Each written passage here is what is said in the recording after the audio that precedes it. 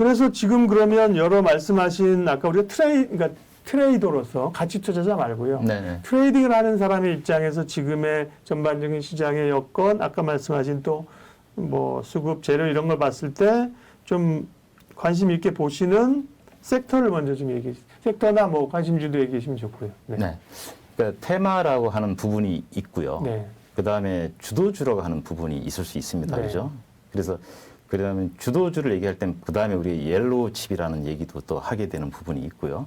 근데 일단은 제가 너무 많은 얘기를 하는 것보다는 그냥 네. 테마 이렇게 하면 지금은 정부가 출범을 해서 얼마 안 됐기 때문에 정책적인 얘기들이 계속적으로 나올 수밖에 없죠. 네. 그러면 정책 테마에 들어가 있는 것 일단 그렇게 좀 좁혀놓고 있는 게 맞을 것 같고요. 예. 그 안에는 이제 우리가 얘기하는 리오프닝, 그러니까 리오프닝 하면 당연히 사람들이 생각하는 거는 마스크 벗고 활동한다.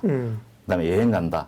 여행 가서 잔다. 그러니까 여행, 숙박, 그다음에 뭐 쇼핑 이런 쪽으로 할 수 있는데 이것도 잘 보면 상대가 있는 리오프닝이 있어요. 예를 들면 해외여행 갈 때 나는 가고 싶은데 그쪽에서 안 받아주면 못 가는 거지 않습니까? 네. 그다음에 유통이라 하는 쪽도 제한이 있는 게 있고 제한이 안 걸린 게 있고요. 그렇기 때문에 지금은 사람들은 막 그 리오프닝 하면서 그 면세점 막 이런 식으로 얘기하지만 실제로 사람들이 완벽하게 좀 오가는 상황이 아니라 그럴 때는 한 번쯤은 챙겨서 봐야 되는 영역이 있다는 정도. 챙겨보라는 거, 그러니까 디테일하게 봐야 무조건 된다. 그거를 무조건 리오프닝 주다 이렇게 가는 게 아니라 그 리오프닝에서도 이유를 좀 따져봐야 되는 부분들이 있다. 그 다음에 그 SMR 쪽을 얘기하거나 소형운전 이런 쪽을 얘기할 때도 이게 관리 부분, 뒷부분인지 아니면 기획 부분인지 생산하는 부분인지에 따른 우선순위가 또 존재할 수 있거든요. 그러니까 그런 부분에서 테마가 왔을 때는 테마에서도 앞, 뒤가 있는 부분들이 있으니 그거를 좀 살펴야 된다. 지금 이걸 테마 하나하나 꺼내갖고 다 얘기를 하자니 그건 좀 힘들고. 네. 예. 그래서 지금 제가 화면 잠깐 열어놨는데요. 네. 이거 잠깐만 한번 보여주시면 좋겠습니다. 예. 저는 보는 게 이렇습니다. 증시는, 그러니까 주식시장은 우리나라 경기에 6개월 정도 선행한다고 합니다. 다 아시는 얘기예요. 예. 그러면 증시가 움직인다는 건 그 다음에 경기가 좀 좋아질 수 있는 상황이 올 수 있죠. 그러니까 금리가 떨어지고 금리가 이렇게 떨어지는 시기에는 경기를 진작시키려고 하는 거니까 그러면 금리에 민감한 그러니까 부채 비율이 높은 이런 것들인데 지금은 어떻게 됩니까?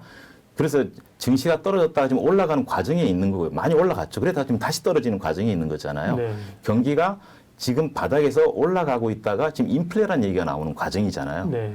그다음에 물가가 떨어졌다가 물가가 너무 심하게 오르는 거라고 얘기하는 과정이잖아요. 그럼 그 이유가 금리를 낮추고 유동성을 너무 풀어서 그거를 다음을 대비하기 위해서 지금 금리를 인상하는 시기에 들어오는 거잖아요. 그러면 여기에 해당하는 테마가 또 존재할 수밖에 없죠. 금리가 올라가면 부담스러운 곳이 있고 금리가 올라가면 수혜를 보는 곳이 있겠죠. 근데 대부분 금리가 올라가면 수혜를 보는 쪽이 보통 금융업종이 좀 많습니다.